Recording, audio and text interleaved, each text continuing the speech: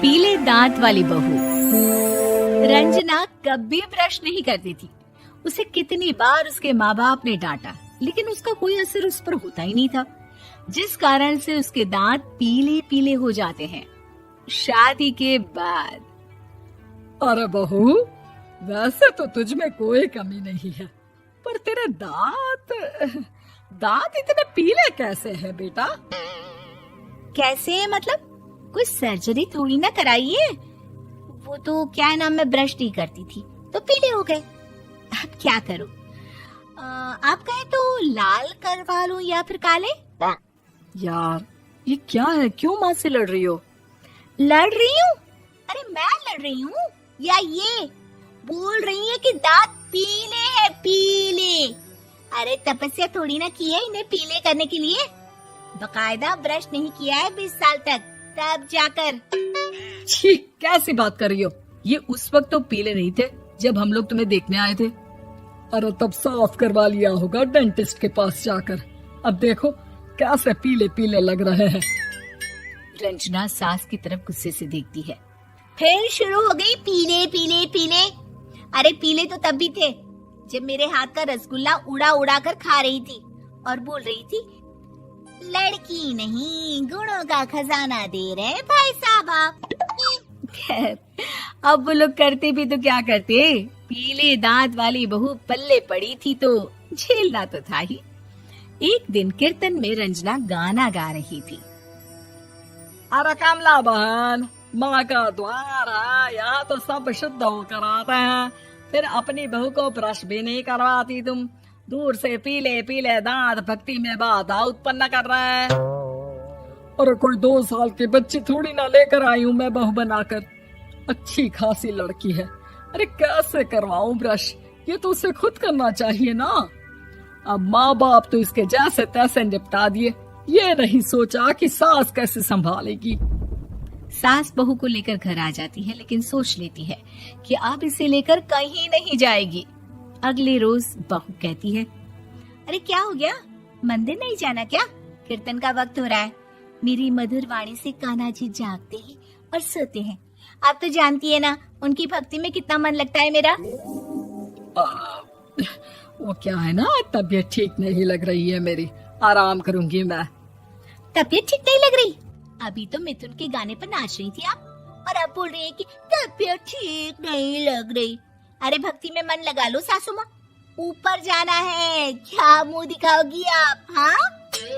सास को बहू की बात पर गुस्सा आ जाता है।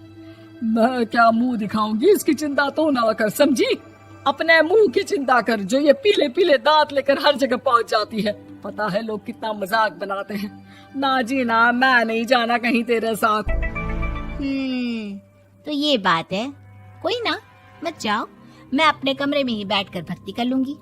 ऊपर वाला दांत थोड़ी ना देखता है, मन देखता है, भावना देखता है। और अरे बस बस, तू सब कुछ दिखा, बस ये सफेद चमकदार दांत ना दिखाना किसी को, है? जा यहाँ से। बहू को सास की बात का कोई फर्क नहीं पड़ता।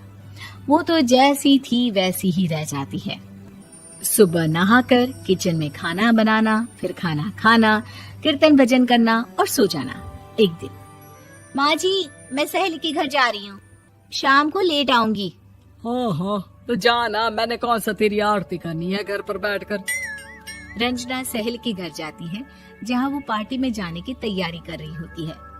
अरे शिखा, कहाँ जाने की तैयारी कर रही है? मैं गलत वक्त पर आ गई क्या? अरे नहीं यार, उल्टा सही वक्त पर आई है। मैंने ये साड़ी और ज्वेलरी निकाली है यार, शाम को इनके ऑफिस की एक पार्टी में जाना है। बताना कैसा लग रहा है ये सब? नहीं यार, इस ड्रेस के साथ तो वो वाली ज्वेलरी अच्छी लगेगी। हाँ, सही बोल रही है, मैंने ध्यान ही नहीं दिया। वैसे तो हमेशा से मस्त फैशन सेंस रखती है।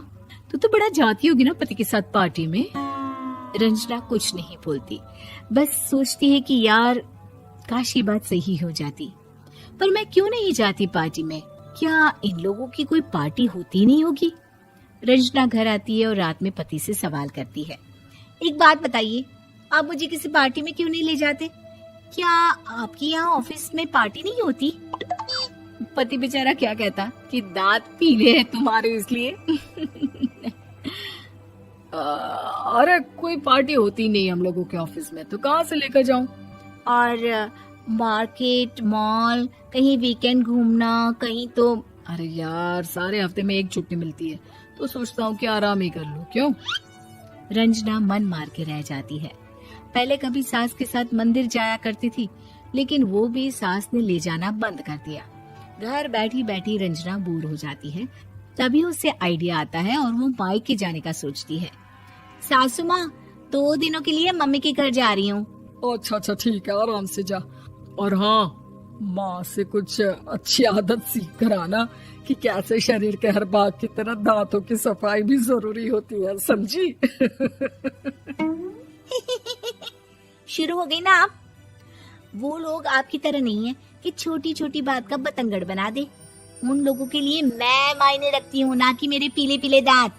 रंजना माँ को बिना बताए उन लोगों को सरप्राइज देती है, लेकिन जैसे ही वो दरवाजे पर पहुंचती है, अंदर देखती है कि घर वाले कहीं जा रहे होते हैं।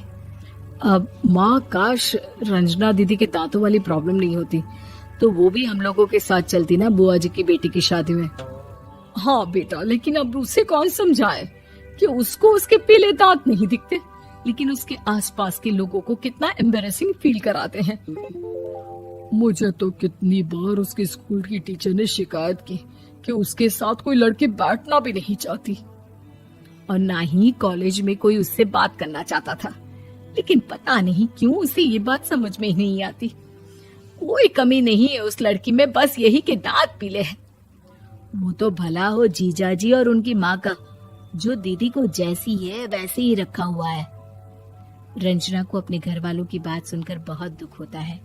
वो सोचती है कि वो क्या करे, लेकिन फिर वो सीधा डेंटिस्ट के पास जाती है, अपने दांत चमकाती है और कसम खाती है कि वो रोज ब्रश करेगी। अरे क्या हो गया? तुम तो 2 दिनों के लिए गई थी ना, पर कोई ना, अच्छा है, चलो आ गई तो। रंजना सास के सामने आकर खड़ी हो जाती है और पूरी स्माइल करती है, उसके चमकदार दांतों को दिखाती हुई। है? चले मंदिर। माँ, मुझे माफ कर दीजिए, मैंने आप लोगों को बहुत एम्बैरेसिंग फील करवाया। मैं आज से रोज ब्रश करूंगी।